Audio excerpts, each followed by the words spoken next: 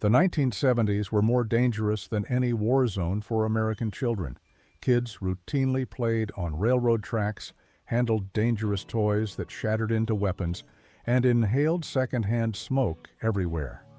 The average home contained at least 5 products now banned for causing cancer or developmental harm. These risks were completely legal and widely accepted. Kids turned railroad tracks into dangerous playgrounds back in the 70s. They'd balance walk rails, dodge trains, and throw rocks at moving locomotives like it was a game. Now, you'll get slapped with fines up to $1,000 in some states for trespassing on railroad property. The freedom kids had back then seems insane today. Trains can't stop quickly, a fact people somehow ignored until Operation Lifesaver program started in 1972, hammering home the brutal reality of physics. What was once childhood? Adventure is now properly recognized as a death wish. Red candies vanished from stores when red dye number 2, amaranth, got linked to cancer. The FDA banned it in 1976, causing absolute chaos for food manufacturers. Mars freaked out and stopped using red dyes entirely, afraid consumers would boycott their products. The panic wasn't just about red stuff. People worried the chemical lurked in everything. Mass recalls followed as manufacturers scrambled to reformulate. Red 40 eventually took its place in the U.S., though interestingly, some countries still allow red dye number 2 with restrictions. Vintage textiles that collectors obsess over, many are loaded with tris, 2,3 the dibromopropyl phosphate, a potent flame retardant widely used in the 70s. This chemical was pumped into children's sleepwear until 1977, when someone finally noticed. It caused cancer. Tris showed how everyday items could secretly harbor serious dangers. Modern regulations tried to balance fire safety with not poisoning everyone, but the legacy of those chemicals still sits in many homes, especially in old furniture, gathering dust. Some states have since banned certain flame retardants altogether. No ID, no problem in the 70s. Children routinely bought cigarettes for their parents with 0 age restrictions. Stores would sell to literally anyone with money. Kids would walk in with a note, "Please give my son a pack of Marlboros," and walk out with cancer sticks. Today, nobody under 21 can legally buy cigarettes, with huge penalties for retailers that break the rule.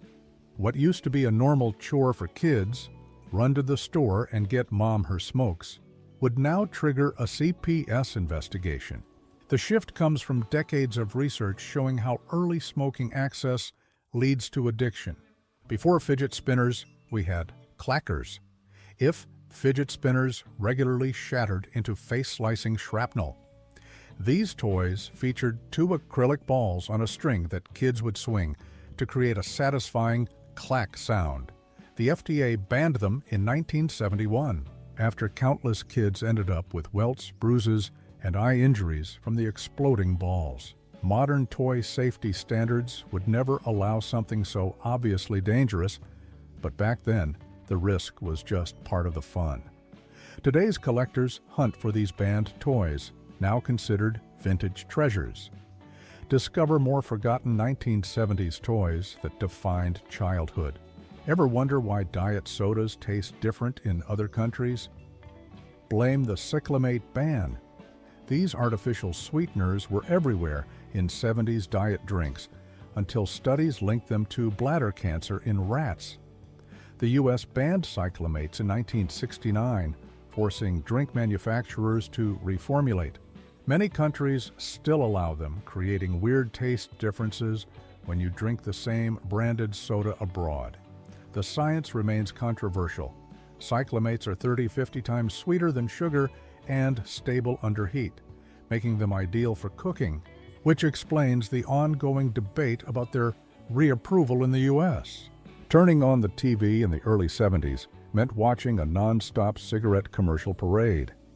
These ads glamorized smoking with cool cowboys and sophisticated models, deliberately targeting young viewers with celebrity endorsements.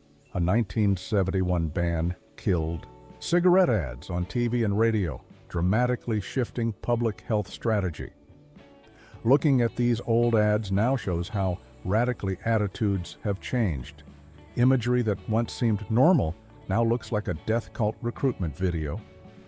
The ban marked a turning point in tobacco control efforts, though companies just shifted their tactics to other media. Picture yourself trapped in a metal tube filled with smoke for hours. Welcome to air travel in the 70s. Airlines had smoking sections, which worked about as well as having a peeing section in a swimming pool. Non-smokers had no choice but to breathe second-hand smoke throughout their journey. Bans started in the 80s, and by 2000, smoking was prohibited on all U.S. flights. Now it's universally banned on commercial flights globally. Beyond the obvious health benefits, removing this fire hazard from pressurized cabins seems like a no-brainer in retrospect. Owners of pre-1970s homes got a hidden poison as a bonus feature: lead paint. It appeared everywhere, valued for its durability, vibrant colors, and smooth finish. Nobody worried much about the brain damage it caused, especially in children.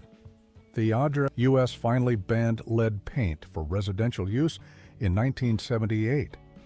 Now, renovating old houses requires specialized abatement procedures that can cost thousands. What was once standard home decor is now considered hazardous waste, requiring professional handling. The EPA and CDC continue to fight the legacy of lead paint in older housing. Remember when we gave children weighted spears as toys? Lawn darts were essentially metal javelins that families casually tossed around their backyards. Each dart weighed about 12 ounces, with a sharp metal tip that could pierce a skull. After numerous injuries and some fatalities, they were banned in the U.S. in 1988. Modern versions use soft materials instead of metal spikes because somehow we needed the government to tell us not to give children deadly weapons as toys. Original versions have become collector's items, deadly memorabilia from a more cavalier era.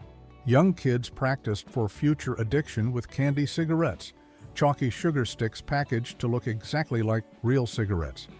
They even came in boxes mimicking actual cigarette brands. These candies normalized smoking for children, serving as trial runs for the real thing. While still legal in the U.S., with marketing restrictions, they're completely banned in countries like Brazil and Ireland. Research has suggested these seemingly innocent treats might actually increase the likelihood of future tobacco use. Every car on the road once pumped led directly into the air with each mile driven. Leaded gas was standard in the 70s, praised for boosting engine performance and reducing engine knock while quietly poisoning everyone. The U.S. began phasing it out in 1973, finally banning it completely by 1996. The resulting drop in environmental lead levels correlates with decreased crime rates and higher IQs. Turns out, not pumping neurotoxins into the air was a good move. Some small aircraft still use leaded aviation fuel, but even that's being phased out. Would you believe high schools actually had designated smoking areas for students during the 70s? Teenagers openly smoked between classes with teachers' full knowledge and school approval. Modern schools ban smoking anywhere on campus. The idea of schools setting aside space specifically for teens to smoke now seems completely insane, but it was standard practice back then. This dramatic shift emerged from our evolving understanding of how smoking in schools contradicted health education and normalized a deadly habit. Dangerous by design, the original Easy Bake Oven used a standard 100-watt incandescent light bulb as its heating element, reaching temperatures that regularly burned kids. Parents bought these potential fire hazards without a second thought. Introduced in 1963 but popular throughout the 70s, the toy went through multiple recalls and redesigns after reports of burns and injuries. Modern versions have replaced the dangerous bulb with safer heating mechanisms. The casual approach to child safety in 70s toys would never pass modern regulations, but back then, A few burns were just part of growing up.